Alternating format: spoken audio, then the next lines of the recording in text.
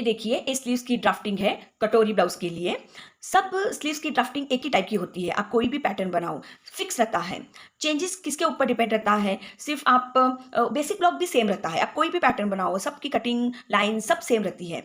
Changes कैसे होता है? इट्स डिपेंड ऑन आप कौन सा कितना लूज उस गारमेंट की फिटिंग बनाते हो। अगर आप राउंड चेस्ट में थोड़ा लूज लेके आते हो तो फिर आर्म होल चेंज हो जाता है। नेकलाइन अगर आप थोड़ा थोड़ा अलग अलग टाइप के नेकलाइंस लेते हो, डीप नेकलाइंस लेते हो, नॉर्मल नेकलाइंस लेते हो, तो शोल्डर चेंज हो जाता है। उस हिसाब से फिर स्लीव्स की भी थोड़ी बहुत चेंजेस हो जाता है, लेकिन बेसिक चीज सब सेम रहता है। इसमें मैंने क्या डिफरेंट बताया है, ये जो हम कैलकुलेशन करते हैं इसका तरीका थोड़ा अलग बताया है। ये जो कैलकुलेशन करते हैं इसका थोड़ा अलग तरीका बताया है। तो आप ये भी ट्राई कर सकते हो। जो मैंने लास्ट टाइम ब्लाउज की ड्राफ्टिंग बताई है वो भी ट्राई कर सकते हो।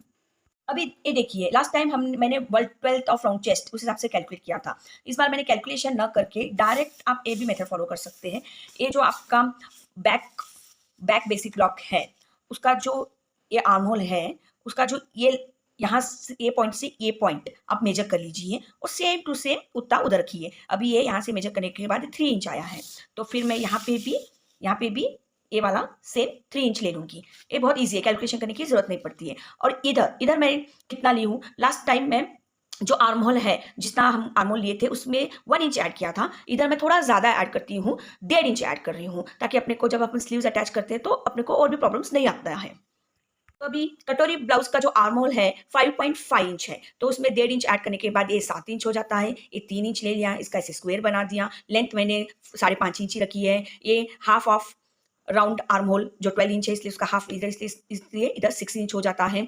और फिर ये ज्वाइन करते वक्त ऐसे कर्व से ज्वाइन कीजिए। और अभी ये जब स्क्वायर बन जाता है तो इसको इस तरह डिवाइड कर दीजिए क्रॉस लाइन से। फिर इसके बाद इसको करेक्ट हाफ डिवाइड कीजिए, इस लाइन को हाफ डिवाइड कीजिए, इन दोनों पॉइंट्स को भी हाफ डिवाइड कीजिए। ये जब 2 पॉइंट्स को हाफ डिवाइड कीजिए, इधर ऊपर एंड नीचे पाव इंच 0.25 इंच जाइए, इधर इसके ऊपर हाफ इंच 0.5 इंच जाइए। और फिर ये जो लाइन मैंने ये जो ड्रॉ की है इस तरह मिलाते हुए पॉइंट्स को, ये है फ्रंट आर्म होल की लाइन ये वाली, और ये जो है बैक आर्म होल की लाइन। इस तरह पॉइंट्स को मिलाते मिलाते अभी ये ध्यान रखिए, यहाँ कभी भी हाफ इंच स्ट्रेट जाना चाहिए और इधर भी हाफ इंच स्ट्रेट जाइए। इधर ही पॉइंट मिला दीजिए सब पॉइंट्स, और फिर इधर एकदम सबको स्ट्रेट ले लीजिए, तब स्टिचिंग में प्रॉब्लम नहीं आता है। इस तरह ये हो गया स्लीव्स की ड्राफ्टिंग। कटिंग लाइन देखिए इस तरह पहले ऊपर बाहर वाली लाइन कट कर दीजिए, फिर इसको खोलने के बाद ये वाली फ्रंट आर्म होल कट कर दीजिए।